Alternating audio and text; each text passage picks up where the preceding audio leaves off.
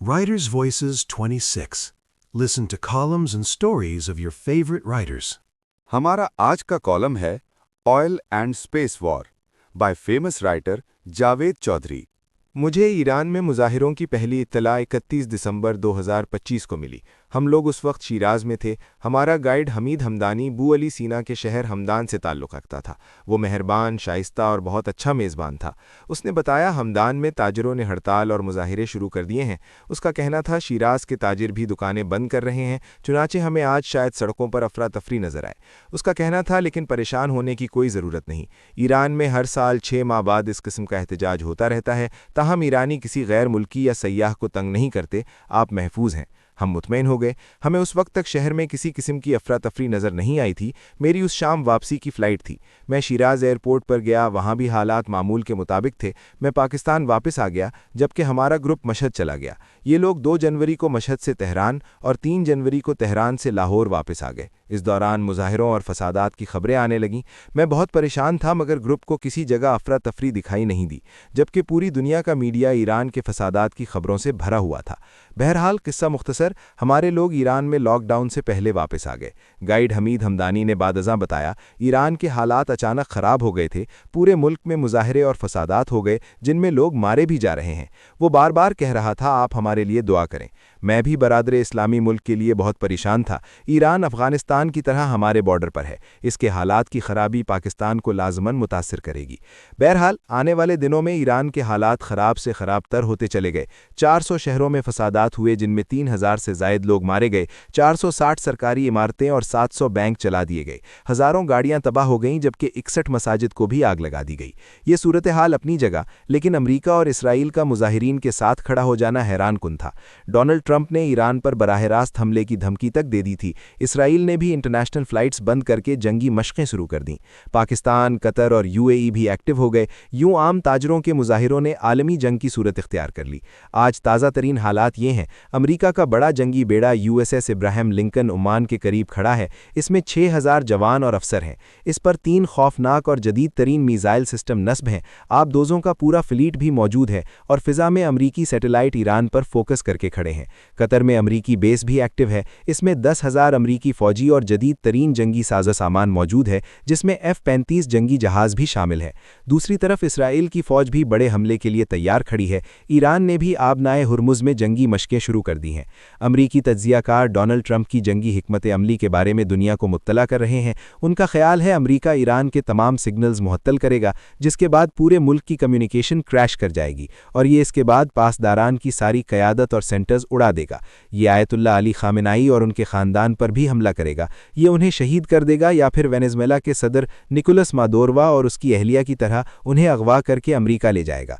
ये हुकूमत और पार्लियामेंट को भी उड़ा देगा और ईरान के जौहरी साइट्स के अंदर घुसकर उन्हें भी मुकम्मल बर्बाद कर देगा, जिसके बाद ईरान पर अमरीका का कब्ज़ा हो जाएगा, वगैरह वगैरह।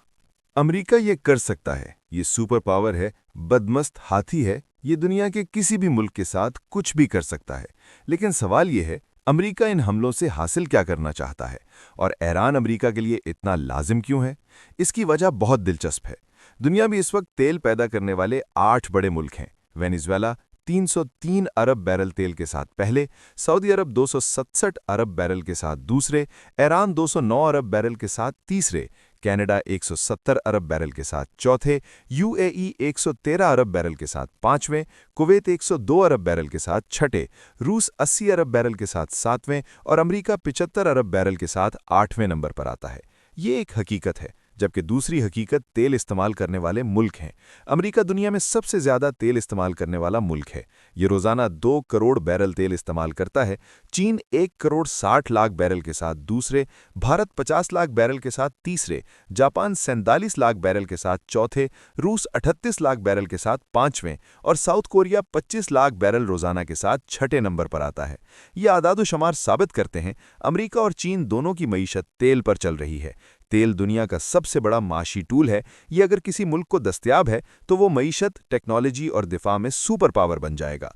और चीन बड़ी तेजी से तेल की इस दौलत पर काबिज होता चला जा रहा है। ये दुनिया में तेल के सबसे बड़े ज़खायर रखने वाले मुल्क वेनेजुएला, तीसरे बड़े ज़खीरे के मालिक ईरान, चौथे ज़खीरे कनाडा और छठे ज़खीरे रूस का बिजनेस पार्टनर और दोस्त बन चुका है। और ये अमेरिका के लिए काबिल कबूल नहीं, चुनाचे इसने तेल के तमाम ज़खायर काबू करने शुरू कर दिए हैं।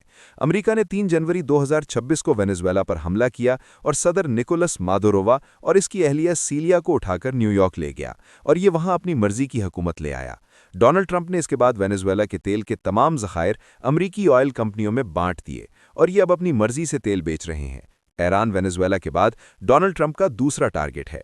ये ईरानी तेल पर भी कब्जा करना चाहता है, जिसके बाद पीछे सिर्फ रूस रह जाएगा। ट्रंप इसे एक बड़ी अच्छी डील दे रहा है। ये इसे ऑफर कर रहा है, तुम यूक्रेन के मजीद जितने हिस्सों पर कब्जा करना चाहते हो कर लो, लेकिन इसके बाद जंग बंद कर दो। मैं इसके बदले में तुम्हें यूरोप की ऑयल और गैस की पूरी मार्केट दे दूंगा। बस सिर्फ एक शर्त है, तुमने चीन को ऑयल नहीं देना।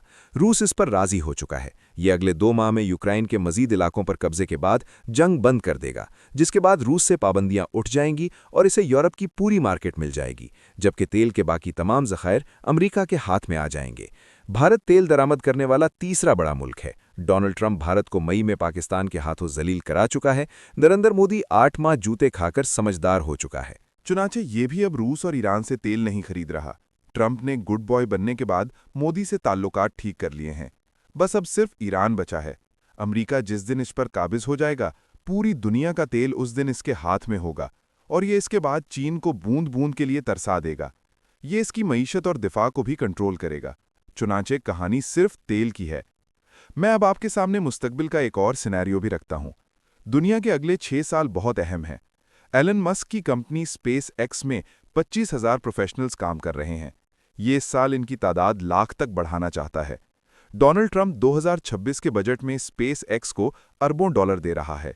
ये रकम मजमूई तौर पर 300 अरब डॉलर होगी और एलन मस्क इससे खला में 600 नए सैटेलाइट फिक्स करेगा जो दुनिया भर में एयरबॉर्न टारगेट्स ट्रैक करेंगे। एलन मस्क ने 2025 में स्पेस फोर्स भी बना दी है।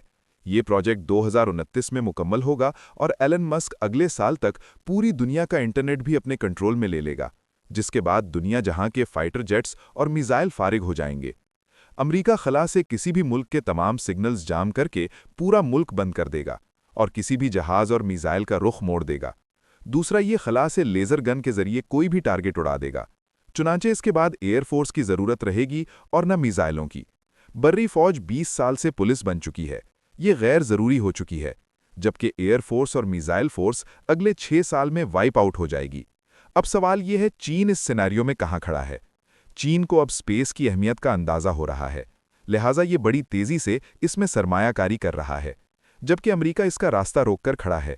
ये तेल बंद करके चीन की इंडस्ट्री को धचका देना चाहता है ताकि चीन की फैक्ट्रियां रुक जाएं। इससे एक्सपोर्ट कम हो जाएंगी। चीन में बेरोजगारी, कसाद बाजारी और सियासी अफरा तफरी फैलेगी और इसके नतीजे में ये स्पेस पर तवज्जो नहीं दे सकेगा और यूं अमेरिका अगले 6 बरस में स्पेस पर काबिज हो जाएगा, जिसके बाद चीन J-35 बनाए या J-135, ये PL-17 बना ले या 170, कोई फर्क नहीं पड़ेगा। दुनिया का सिर्फ एक SHO होगा और उसका नाम अमेरिका होगा। चुनाचे ये सिर्फ ऑयल और स्पेस की जंग है, जबकि हम ये डोनाल्ड ट्रंप की लड़ाई समझ रहे हैं। ये याद रखें, दुनिया के हालात डोनाल्ड ट्रंप की वजह से खराब नहीं हो रहे। डोनाल्ड ट्रंप इन हालात की पैदावार है। अमेरिका को मुश्किल फैसलों के लिए डोनाल्ड ट्रंप जैसा शख्स चाहिए था और ये इसे लेकर आ गया और ये अब वो काम कर रहा है जो कोई दूसरा नहीं कर सकता था। डोनाल्ड ट्रंप अमेरिका के लिए नागज़ीर था। ये आ चुका है और ये स्पेस और तेल को अमेरिका की मुट्ठी में देकर रहेगा। ये है सारी कहानी। Thank you for watching. If you like the video, do like, share, and subscribe.